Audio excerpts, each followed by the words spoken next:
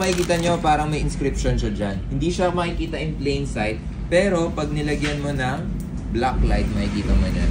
What's up mga idol? Usapang sapatos, let's go! So ngayon mga idol, meron tayong unboxing ng isang sapatos na pinakabagong release na I think yung mga OG sneakerheads magugustuhan. So right now, alam niyo na palang doon sa box, oh, yung suot ni MJ.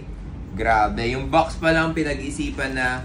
So, for the collector, sobrang ganda nito. Hindi siya yung normal na J1 High box.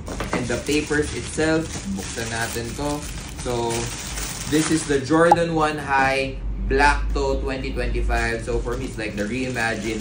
Siguro, ano to, controversial kasi ginamit nila yung Air Jordan, which is yung parang pinaka hindi nagustuhan ng mga tao, instead of the wing logo. So, zoom in natin. Yan.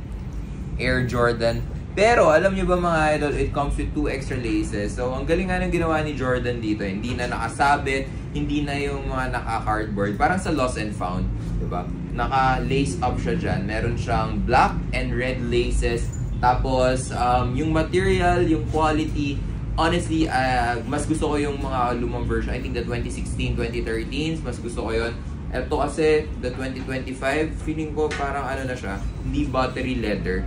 Pero, alam nyo ba mga idol, meron tong secret detail. So, pakita ko sa inyo. Dito, sa mismong wing logo niya, lapit ka dito, ayan. Ayan. So, makikita nyo, parang may inscription siya dyan. Hindi siya makikita in plain sight, pero pag nilagyan mo ng black light, makikita mo yan.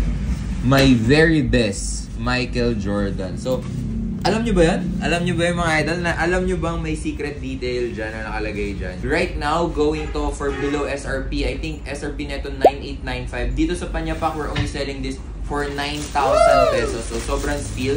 Then, I'll just go into the details, pati nung papel. Ayan o, papel pa lang. Ayan.